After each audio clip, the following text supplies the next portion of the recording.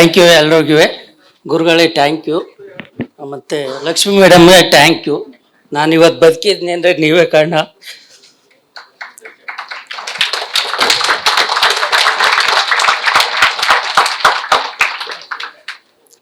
ನಾನು ಸಾಲ ಮಾಡ್ಕೊಂಡಿದ್ದೀನಿ, ಸಾಯಬೇಕು ಅಂತ ಮಂಗ್ಳೂರಿಗೂ ಇದೆ. ಈಗ 1 ವರ್ಷದಿಂದ ಮೇಡಮ್ ಅವರು ಒಂದು ವಿಡಿಯೋ ಕಳಿಸಿರು ವಾಟ್ಸಪ್ಪಲ್ಲಿ. ಅದು ಎಲ್ಲಿಂದ ಬತ್ತು ಹೆಂಗೆ ಬತ್ತು ಅಂತ ಗೊತ್ತಿಲ್ಲ. ಆ ವಿಡಿಯೋ ನೋಡಿದೆ, ಲಕ್ಷ್ಮೀ ಮೇಡಮ್ ಕಳಿಸಿದ್ದು. ಅದು ಸೇವ್ ಮಾಡಿ ಇಟ್ಕೊಂಡಿದ್ದೆ. ಮೊನ್ನೆ ವಾಟ್ಸಪ್ಪು ಇದ್ಕಿದ್ದಂಗೆ ಡಿಲೀಟ್ ಆಗೋದು. ಇವ್ರಿಗೆ ತೋರಿಸ್ಬೇಕು ಅಂತಲೇ ಇಟ್ಕೊಂಡಿದ್ದೆ 1 ವರ್ಷದಿಂದ. ಮೊನ್ನೆ ಡಿಲೀಟ್ ಆಗೋಗ್ಬಿಡ್ತು. ನಿಮ್ಮ ಅಪಮೇಷನ್ ನಾನು ನೋಡ್ತೇನೆ 1 ವರ್ಷದಿಂದ. ಸುಮಾರು 3 ತಿಂಗಳಿಂದ ಟ್ರೈ ಮಾಡ್ತೇನೆ, ಬರಬೇಕು ದುಡ್ಡು ಅಡ್ಜಸ್ಟ್ ಆಗ್ತಾಯಿಲ್ಲ.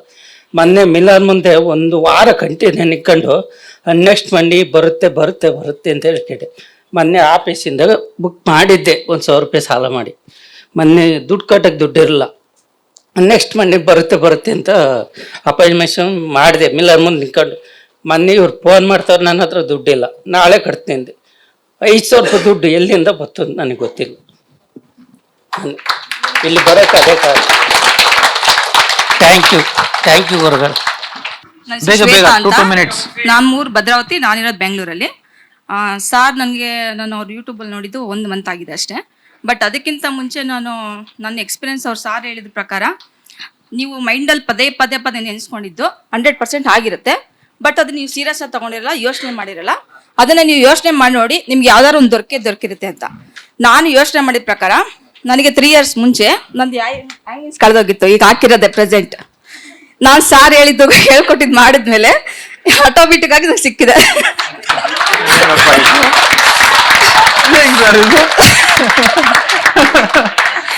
ಸೆಕೆಂಡ್ ಒನ್, ಯಾರು ಕೆಲ್ಸಕ್ಕೆ ಹೋಗ್ಬೇಕಂದ್ರೆ ಎಲ್ಲರೂ ಬೇರೆ ಕಡೆ ಚೆಕ್ ಮಾಡಿಲ್ಲ, ಫ್ರೆಂಡ್ಸ್ ಮೂಲಕ ಹೋಗ್ತಾರೆ. ಬಟ್ ನಾನು ಪದೇ ಅನ್ಕೋತಾ ಇದ್ದಿದ್ದು, ನನಗೆ ಕೆಲಸ ಕೇಳ್ಕೊಂಡ್ ಬರ್ಲಿ, ಅವರೇ ಹುಡ್ಕೊಂಡ್ ಬಂದು ಕೊಡ್ಲಿ ಅಂತ. ಅದು ಕೂಡ ಅವರೇ 2 ಸಲ ಬಂದು ಕರೆದು ಒಳ್ಳೆ ಸ್ಯಾಲ್ರಿ ಕೊಟ್ಟು ನನಗೆ ಕೆಲಸನೂ ಕೊಟ್ಟಿದ್ದಾರೆ. ಇದಕ್ಕೆಲ್ಲ ಥ್ಯಾಂಕ್ಸ್ ಹೇಳೋದು. ಮತ್ತೆ ಈಗೇನಂದ್ರೆ, ನಾನು ಇಲ್ಲಿ ಬರೋ ಮುಂಚೆ 1,000 ರೂಪಾಯಿ ಸಾಲ ಮಾಡಿ ಅಡ್ವಾನ್ಸ್ ಮಾಡಿದ್ದೆ. ಬಟ್ ಇಲ್ಲಿ ಬರುವಾಗ ನಾನು ಒಂದು ಸಾಲನೂ ಇಲ್ದಂಗೆ ಇಲ್ಲಿ ದುಡ್ಡು ಕೊಟ್ಟಿದ್ದಲ್ದರೆ ನಾನು ಪರ್ಸಲ್ಲಿ 9,000 ರೂಪಾಯಿ ಮೇಲೆ ದುಡ್ಡು ಇಟ್ಟು ಅಕೌಂಟಲ್ಲೂ ದುಡ್ಡು ಇಟ್ಟು ಬಂದಿದ್ದೀನಿ. Thank you so much sir. ತುಂಬಾ ಥ್ಯಾಂಕ್ಸ್ ಅಮ್ಮ.